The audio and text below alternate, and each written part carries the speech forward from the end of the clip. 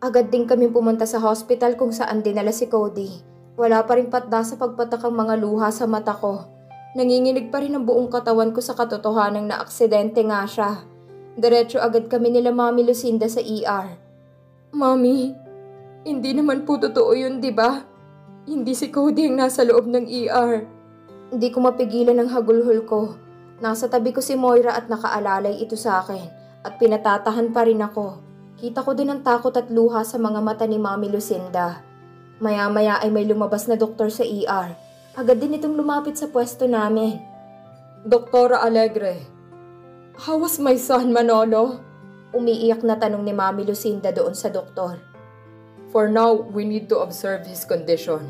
Have some tests kung ano pa bang ibang fractures ang natamo niya sa aksidente. I can't say right now na stable na ang condition niya but I assure you na makakaligtas ang anak mo. Hindi pa stable ang lagay niya? Test? Bakit? Malala bang lagay ni Cody? Pakiramdam ko'y unti-unting dinudurog ang puso ko dahil sa awa at takot para sa mahal ko. Bakit siya pa? Bakit ngayon pa? Hindi pwedeng hindi maging okay ang mahal ko dahil hindi ko rin kakayanin. Kung kailan nagiging okay ng lahat sa amin, ay saka nangyari ang lahat ng ito. Bakit? Hindi ba kami pwedeng maging maligaya? Hindi ba kami pwedeng magsama ng masaya lang? Ano ba talagang nangyari at na-aksidente siya? Kaya ba ganun na lang ang paglalambing niya sa akin kanina na gusto niya na akong makasama? Kasi itong mangyayari sa kanya? Di ko akalain na yun na palang huling beses na madidinig kong boses niya. Ang paglalambing niya sa akin. Sobrang sakit ng puso ko. Napakiramdam ko'y gusto ko din sumuko. Pero hindi pwede. Dahil alam kong babalik siya sa akin. Gigising siya para balikan ako. Dahil yun ang pangako niya. Hindi niya ako iiwan at sasaktan. May nakita kasi kaming malaking fracture sa ulo niya na nag-cause ng bleeding sa utak niya. Kaya ito pang kinababahala ko. Paliwanag ng doktor. Some are minor bruises and wounds but we need to make an operation para sa nabali niyang paa. Patuloy akong umiiyak habang nakikinig sa paliwanag ng doktor. Bakit kailangang mangyari ang lahat ng ito? Bakit sa kanya pa? Kung sana'y isang pakulo niya na naman ito, matutuwa pa ako. Pero hindi eh. Totoo to. Cody will be fine, Chelsea, okay? Come. At kailangan natin siyang puntahan. Iginaya ako ni Mami Lucinda para pumasok sa ER. Pakiramdam ko'y ayaw gumalaw ng mga paa ko para pumasok doon.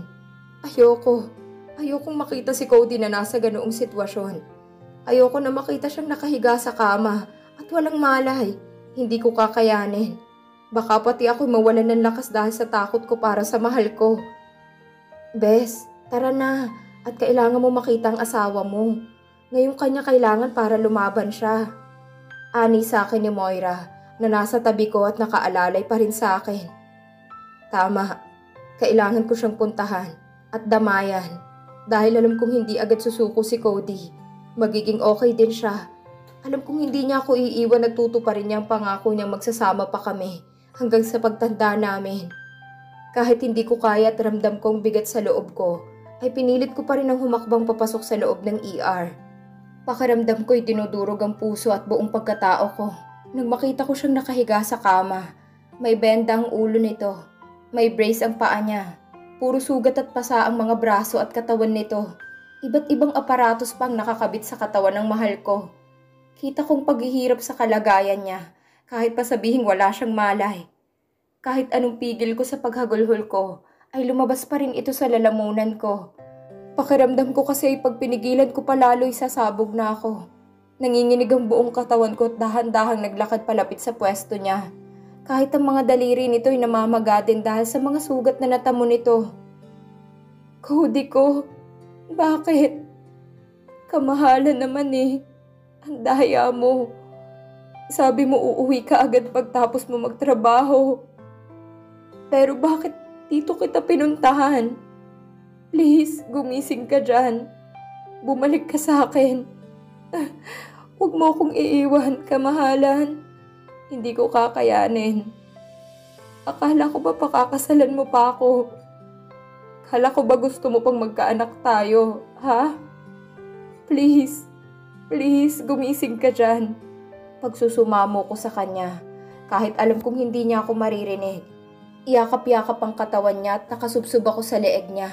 Hinawakan ko pang namamaga niyang mukha at paulit-ulit ko siyang hinalikan. Kaya ba ganun na lang ang paglalambing mo sa akin kanina kasi itong mangyayari sa'yo? Kaya ba gusto mo na ako makita kasi yun pala ang huling pagsasama natin? Bakit? Bakit sa'yo pa? Bakit ngayon pa? Kaya siguro naglalambing ka sa akin kasi pakiramdam mo ito na yung huli. Kung alam ko lang na itong mangyayari sa'yo, sana pinuntahan na lang kita sa opisina mo para sunduin ka. Ang daya mo, napakadaya mo. Ang sabi mo'y uuwi ka. Hindi ka man lang tumawag sa akin bago ka umalis ng opisina mo. Cody ko, please. Gumising ka na, please lang. Huwag mo gawin to sa akin. Hindi ko kaya to. Please, huwag mo akong iiwan. Parang awa mo na, gumising ka na dyan, Cody ko. Kung sana panaginip lang ang lahat ng ito. Sana magising na ako dahil ayoko ng ganitong pakiramdam. Pakiramdam na pati ako'y parang unti-unti ding namamatay dahil sa sobrang sakit sa puso ko. Hindi totoong lahat ng ito. Ayoko nito.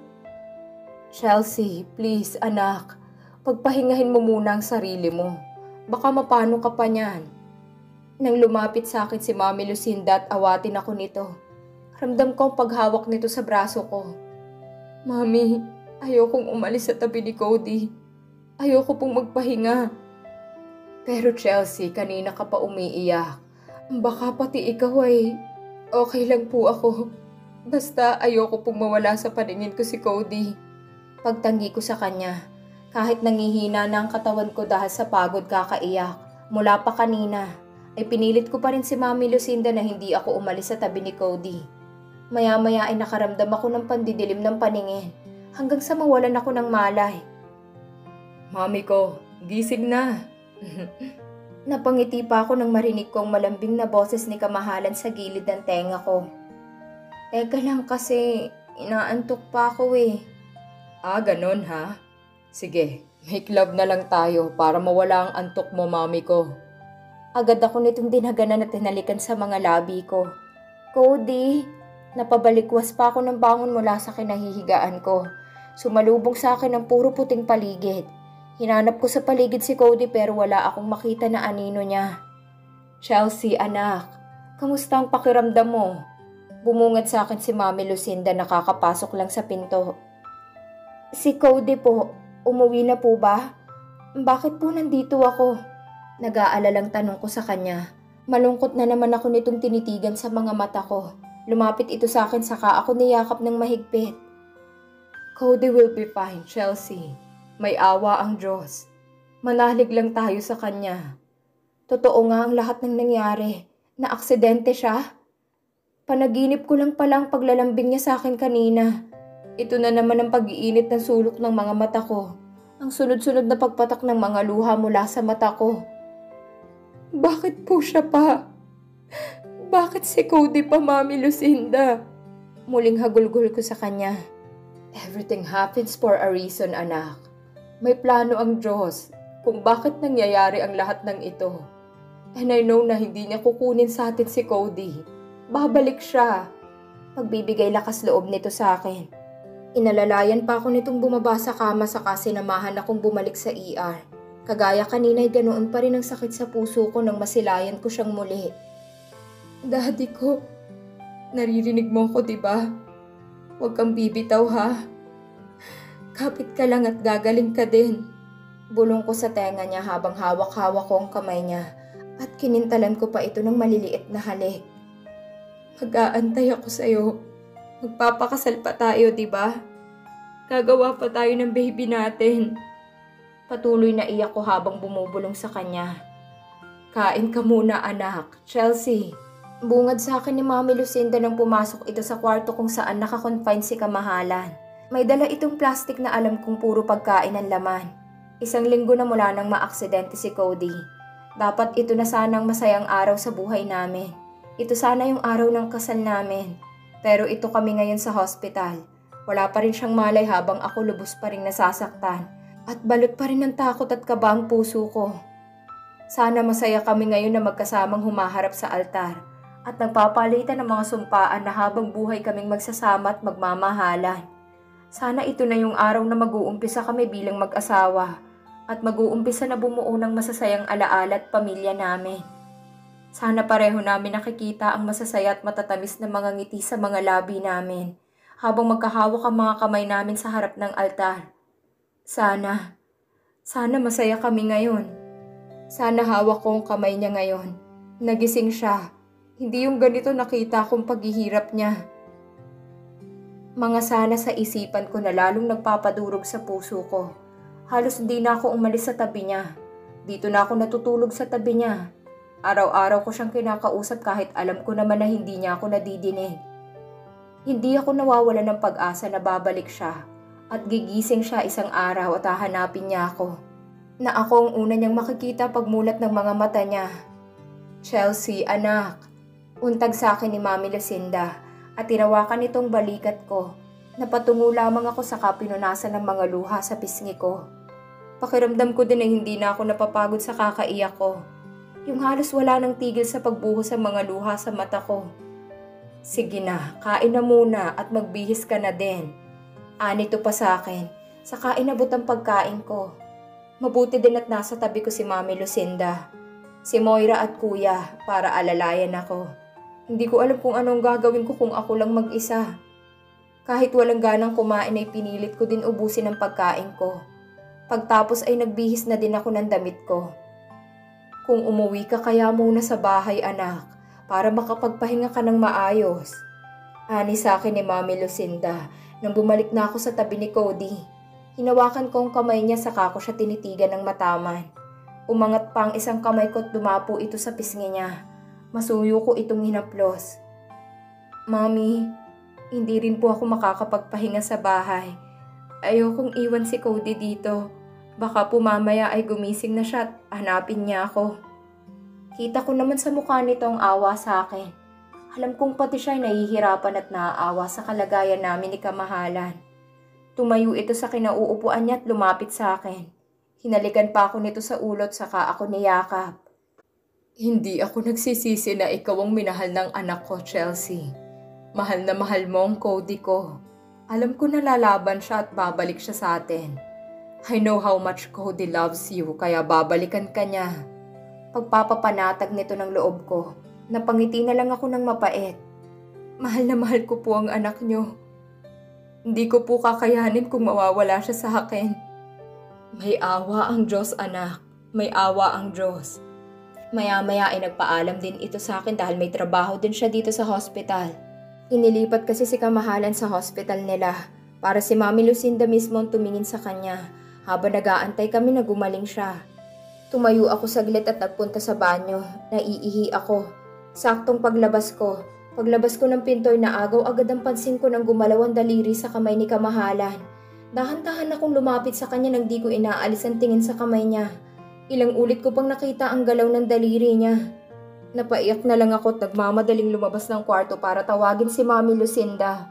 Nagmamadali naman itong bumalik sa kwarto kasama ang dalawa pang doktor. He's awake, doktora. Mas lalo akong napaiyak nang madinig kong sinabi ng isang doktor. Gising na si Kamahalan ko. Abot-abot ang kaba at tuwa sa puso ko. Walang pagsidla ng tuwa dahil sa isiping gagaling na ang mahal ko. Kita ko pa kung paanong dahan-dahan na nagmulat ang mga mata ni Cody. Ang paggalaw ng mga kamay niya. Just go outside, Chelsea. Kailangan pa namin siyang i-check. Utos sa akin ng isang doktor. Ayoko sanang lumabas pero wala na din akong nagawa ng iginiya ko ni Moira palabas. Hindi naman ako mapakali sa labas ng kwarto.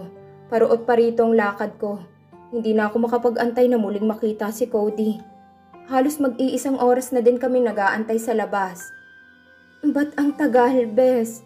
Nag-aalalang tanong ko kay Moira. Saglit na lang yan, Bes. Lalabas din yan si Ma'am Lucinda. Kalma lang. Magiging okay na si Cody. Nito sa akin saka ako nito niyakap. Maya-maya nga ay lumabas si Mami Lucinda at pinapasok kami. Hindi ko pa rin mapigilan ang mga luha ko nang makita kong gising na nga siya. Napangiti na lang ako saka naglakad palapit sa kanya. Cody? Utal at naluluha pang tawag ko sa pangalan niya. Hindi naman ito sumagot sa akin at ni hindi man lang lumingon sa akin. Basta lang ito nakatingin sa kawalan. Hinawakan ko ang kamay niya nang makalapit ako sa gilid niya. Pero ganun na lang ang pagkadismaya ko nang nagulat ito sa ginawa ko kaya pumiksi ito. "What was that? Is there anybody here?" Tanong nito sa namamaos na boses at nagpalinga-linga pa na animoy may hinahanap. "Someone can hear me? Please, I need help." Dugtong pa nito na nagsusumamo ang boses. Napatingin na lang ako kay Mami Lucinda na nagtataka. Bakit di niya ako makita? Anong nangyayari? "Cody?" Tawag ko ulit sa kanya at di ko na napigilan ng mapaiyak lalo. "Please, tulungan niyo ako. Wala akong makita." Halos mangiyak-ngiyak na pagsusumamo nito at kinapapa ang paligid niya. "Nasaan ako? Can someone turn on the lights, please? I can't see anything." "Cody, nandito ako sa tabi mo. Hindi mo ba ako nakikita? Kamahalan ko." Bulag siya. Hindi niya ako makita. Wala siyang makita sa paligid niya. Mas lalo lang akong naawa sa kalagayan ng mahal ko. Hindi ko na napigilan ang sarili ko na yakapin siya ng mahigpit, kasabay ng pagpapakawala ko ng hagulhol ko. "Who are you?" Gulat na tanong nito sa akin. Ang sakit sa puso na para akong pinapatay dahil sa tanong niya. Sino ako? Hindi niya ako kilala. "Cody ko, huwag naman ganito ho. Please." Habang yakap-yakap ko siya. "Who are you? Please say something. Sino ka?" Pagmamakaawang ani nito sa akin. "Si Chelsea to, mahal ko. Hindi mo ba ako nadidinig? Please, please, please. I can't see anything. I can't hear anything. Please. What's happening? Nasaan ako?" Pati siya ay hindi na din napigilan ng mga luha na kumawala sa mga mata niya. Wala siyang makita, wala din siyang marinig sa paligid niya. Bakit kailangang mangyari ang lahat ng ito? Bakit kailangan niyang maranasan ito? Bakit siya pa? Bakit ang mahal ko pa? Gusto kong sumigaw at magwala para mailabas itong sakit sa puso ko. Maya-maya ay naramdaman kong paghawak niya sa kamay ko. "Sino ka? Please, tulungan mo ako. Kailangan kong makita ang mama ko, please. Parang awa mo na." "Tutulungan kita." Sumisinghot na sagot ko sa kanya, kahit alam ko naman na hindi niya ako naririnig. Bakit hindi niya man lang maalala ang mga yakap at amoy ko? Yung mga haplos ko sa kanya. Bakit ang mama niya ang naaalala niya pero ako hindi? "Mag-usap muna tayo, Chelsea." Untag sa akin ni Mami Lucinda. Hindi ko naman maiwanan agad si kamahalan dahil hindi niya rin binibitiwan ang kamay ko. Hinayaan ko na at hinantay na makatulog ito ng payapa bago ako lumabas ng kwarto at nagtungo sa office ni Mami Lucinda. Pagpasok ko pa lang ay kita ko ng lungkot sa itsura nito. Umupo ako sa bakanting upuan sa harap ng lamesa niya. "Mami, bakit ganun pong nangyari sa kanya? Bakit hindi siya makakita? Bakit hindi niya ako marinig?" Sunod-sunod na agad na tanong ko sa kanya. Nagpakawala pa ito ng malalim na buntong hininga. "I don't want you to get hurt, Chelsea. Pero gusto kong malaman mong katotohanan." Kunot-noot nagtataka pa akong napatitig sa kanya. "Anong katotohanan?" "Naapektuhan ang pandinig at paningin ni Cody dahil sa malakas na impact ng pagkakabangga ng sasakyan niya nang mangyari ang aksidente niya. May mga bubog na pumasok sa mata niya na naging dahilan para maapektuhan ng kornea at ugat sa mata niya. We need to find an eye donor para maoperahan agad siya at muling makakita. Ang pagpilapon niya ng malakas sa labas ng kotse niya ang naging dahilan din para magtamo siya ng fracture sa ulo at utak niya. Ganun din sa pandinig niya. But don't worry. At may kakilala akong doktor na makakatulong sa atin para muling bumalik agad ang pandinig niya. But I can't promise you na magiging madali para sa iyong sitwasyon niya ngayon, Chelsea. Kasi, Mommy, lahat kaya ko pong gawin para kay Cody. Kahit mahirap at masakit, tatanggapin ko. Gagaling naman po agad siya, diba?" Agap ko sa iba pa niyang mga sasabihin. Nagbaba naman ito sa akin ng tingin. Bakit parang pakiramdam ko ay may iba pang problema maliban sa nawalang paningin at pandinig ni Cody? "We're not really sure as of now, Chelsea. May nakita kasi kaming finding sa kanya na na maaaring magkaroon ng selective amnesia si Cody. Aniya, halos manlumo din ako nang madinig kong sinabi ni Mami Lucinda. Selective amnesia? Anong ibig sabihin nun? Nakalimot siya? Ano pong ibig niyong sabihin? Tanong ko dito, kahit parang ayokong marinig ang mga paliwanag nito. Dahil sobra na akong nagdurusa at sobra na akong nasasaktan sa mga nalalaman ko tungkol sa kondisyon ng mahal ko. Selective amnesia. Ito yung klase ng amnesia na kung saan ang isang pasyente na nagkakaroon nito ay pansamantalang nakakalimot sa mga bagay tungkol sa kanya. Maybe makalimutan niya kung saan siya nakatira, ang mga bagay-bagay na nakahiligan niya na gawin noon. Or maybe his special someone. Maaaring makalimutan niya ang mga masasayang alaala na ginawa niyo noon bago nangyari ang aksidente. Napahagulhol na naman ako sa mga nalaman ko. Bakit ganun? Napaka-unfair naman ata ng mundo sa amin. Bakit ako pang kailangang mawala sa alaala niya? Ramdam kong paulit-ulit na sakit sa puso ko. Pwede bang maging manhid ako para kahit papano ngayon lang ay hindi ko naramdaman ang sakit sa puso ko? Baka kasi isang sakit na lang sa dibdib ko'y sumuko na ako at di ko nakayanin. Chelsea, just trust him. Hindi ko sinasabi ito sa'yo para masaktan ka. I'm just saying this to you kasi gusto kong malaman mo na at maihanda mo ang sarili mo sa mga mangyayari pa. I know nagagaling agad si Cody. Please, be brave for my son, Chelsea. Maluha-luha ding ani sa akin ni Mami Lucinda. Tumayo ito sa upuan niya at niyakap ako. Everything will be alright, Chelsea. Just trust Cody. Nalalabanan niyang lahat ng ito. Ang sakit lang kasi, Mami. Bakit po kailangan mangyari ito sa amin? Bakit po? Hagulgol ko sa kanya. Ang akala ko'y pag nagising na siya, ay magiging okay na muli kami. Pero bakit may ganito? Wala na bang pahingang problema sa amin? Pero maswerte pa rin ako kahit hindi man niya ako makita, madinig o maalala. At least ay nakikita at nahahawakan ko siya ngayon. At hindi siya tuluyang kinuha sa akin. Sa aming mga taong nagmamahal sa kanya. Pagtapos namin mag-usap ni Mami Lucinda, ay bumalik ako ulit sa kwarto niya. Gising na naman siya. Nakaupo ito sa kama habang nakatanaw sa kawalan. Siguro'y naubos na at napagod ng mga luha ko dahil wala nang napatak sa mga mata ko. Kahit alam kong yung sakit sa puso ko hindi pa rin nababawasan, pero mas lalo lang nadadagdagan habang nasisilayan kong mahal ko. Naglakad ako palapit sa kanya saka umupo sa gilid niya. Who's there? Tanong niya. Kinuha ko ang kamay niya saka ko ito hinawakan. Hindi naman siya pumiglas imbes ay hinawakan niya din ang kamay ko. Saka akong ngumiti. Who are you? Tanong nitong muli. Tumayo ako at yumakap sa kanya. Ako yung mahal mo, Cody. Akala ko'y ubos na ang mga luha ko. Mali pala ako. Ito na naman siya at nagsisimula na naman. Kahit anong sakit na ng mga mata ko kakaiyak, wala akong nagawa. Sa pag-iyak ko na lang inilabas ang sakit na nararamdaman ng puso ko.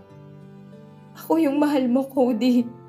Kahit magsumigaw pa ako dito sa tabi niya, sumigaw ako sa tapat ng tenga niya ay hindi niya pa rin ako maririnig. Miss na kita, mahal ko. Kailan ka ba babalik sa akin? Ayoko ng ganito eh. Okay lang na magalit ka sa akin. Baliwalain mo ko. Basta alam kong nakikita at naririnig mo ko. Ayoko ng ganito na pakiramdam ko hindi ako nag-e-exist sa mundo mo. Mahal na mahal kita. At handa akong mag-intay kung kailan ka babalik sa akin.